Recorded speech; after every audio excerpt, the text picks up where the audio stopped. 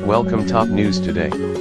Republicans have increasingly claimed that the memo written by GOP staff members of the House Intelligence Committee, which was declassified by President Trump on Friday, shows how the FBI conspired with Democrats to interfere in the election and even spy on the Trump campaign. Other Republicans have used the memo to suggest the probe by special counsel Robert S. Mueller III began with tainted fruit, so it is no longer needed. A Duncan spokesman noted the tweet was more fully explained by a statement issued by the congressman. The entire basis of the investigation into possible collusion with the Trump campaign and the Russians, along with the corresponding media coverage, was based on false information spread by political and ideological allies to Hillary Clinton and former President Barack Obama. The president has even claimed vindication, but the actual memo does not back up these claims, and in fact undermines them. The facts: much of the GOP memo is about the FBI obtaining a secret court order to monitor a former Trump campaign advisor, Paige. The memo alleges that the FBI did not fully disclose to the Foreign Intelligence Surveillance Act visa court that some of the information stemmed from intelligence reports provided by Christopher Steele, a former British spy under contract for a research firm working on behalf of Hillary Clinton and the Democratic National Committee. The FBI, in a rare unsigned statement, said it has grave concerns about the accuracy of the memo. Here's the problem with the claim that the memo shows that FBI was spying on the campaign. Paige was no longer associated with the campaign when the court order was approved. Here's the timeline. March 16, 2016. In an interview with the Washington Post editorial board, Trump names Paige as one of his foreign policy advisors. "Well, I hadn't thought of doing it, but if you want I can give you some of the names." Waleed Fairs, who you probably know, Ph.D., advisor to the House of Representatives caucus, and counter-terrorism expert. Paige, Ph.D. George Papadopoulos, he's an energy and oil consultant. Excellent guy. The Honorable Joe Schmidt, former Inspector General at the Department of Defense, retired Lieutenant Gen. Keith Kellogg, and I have quite a few more. But that's a group of some of the people that we are dealing with. We have many other people in different aspects of what we do, but that's a representative group. July 78. Paige attracts attention by traveling to Moscow and delivering a speech harshly critical of U.S. policy toward Russia. He emails campaign officials about incredible insights from his trip. August 5. The Trump campaign begins to back away from Paige when the Washington Post reports on the unease in both parties caused by Paige's remarks in Russia. Asked to comment on Paige's public statements and campaign role, Trump spokeswoman Hope Hicks said Paige was an informal foreign policy advisor who does not speak for Mr. Trump at the campaign. Sept. 23. The Trump campaign denies Paige was ever part of the campaign. Mr. Paige is not an advisor and has made no contribution to the campaign, campaign spokesperson Jason Miller said. He's never been part of our campaign. Period. The statement comes as Yahoo News reports that a U.S. intelligence probe was trying to determine if Paige had opened up private communications with senior Russian officials, including talks about the possible lifting of economic sanctions if the Republican nominee becomes president. Sept. 26. Paige himself announces he is taking a leave of absence from the campaign, saying the reporting on his remarks has created a distraction. October 21. Nearly a month after the Trump campaign says Paige was never part of the campaign, FBI seeks and receives a visa court order to begin surveillance on Paige. The order is renewed at least 3 more times over the next year, meaning that the FBI is able to convince the judges that surveillance continues to provide assistance to investigators.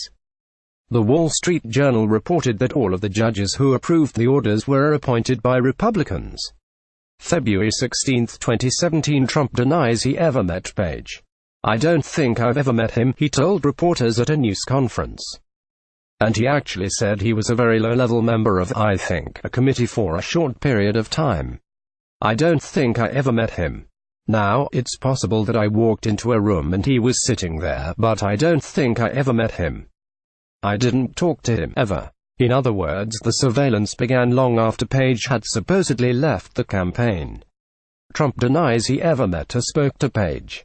So it's hard to see how a court order on a former campaign advisor, less than 3 weeks before the election, would constitute spying on the campaign. The memo also discloses that the FBI opened a counterintelligence operation in July because of allegations concerning other Trump advisor, George Papadopoulos. But Papadopoulos was never mentioned in the Steele dossier. He came to attention of the FBI because he had told an Australian diplomat that the Russians had obtained thousands of Clinton's emails. He has pleaded guilty to lying to the FBI and is cooperating with the special counsel. A spokesman for Labrador did not respond to a request for comment. A spokesman for Duncan said, had the non-credible DNC-funded dossier never been leaked to the media to fuel mass speculation of Russian involvement, and had it not been used as evidence to elevate the investigation to the level of requesting FISA warrants, it's very likely that there would have never been a perceived need for special counsel to be created in the first place. Duncan's spokesman appears to be referring to the Yahoo News article. That article included a claim that later surfaced in the Steele dossier, and which has been vehemently denied by Paige, that Paige met with Igor Sechin, a longtime Putin associate and former Russian deputy prime minister who is now the executive chairman of Rosneft. Steele has admitted in court documents that he met with Yahoo News at the behest of Fusion GPS, the firm that hired him. But the special counsel was appointed after Trump fired James B. Comey as FBI director. Moreover, the impetus for the investigation was not Paige but Papadopoulos. The tip with the Australian government stirred attention because it coincided with a leak of emails stolen from the Democratic National Committee by Russian hackers. Paige was interviewed at length by the FBI in March, according to news reports, but that is before Mueller was named special counsel. As far as can be determined, Paige is not a major figure in the Mueller probe. Mueller, meanwhile, has indicted Paul Manafort, Trump's former campaign manager, and obtained a guilty plea from Michael Flynn, who served briefly as Trump's national security advisor. The White House did not respond to a request for an explanation of how the memo vindicated the president. The Pinocchio test. The GOP memo provides no evidence that the FBI spied on the Trump campaign. Instead, it shows that the court order for surveillance of Paige was obtained weeks after Paige and the Trump campaign had said Paige was no longer part of the campaign. Trump has asserted that he never even met or spoke to Paige.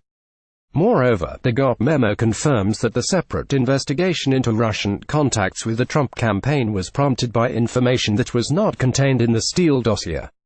One even wonders if Republicans making claims of FBI spying on the Trump campaign have even read the memo.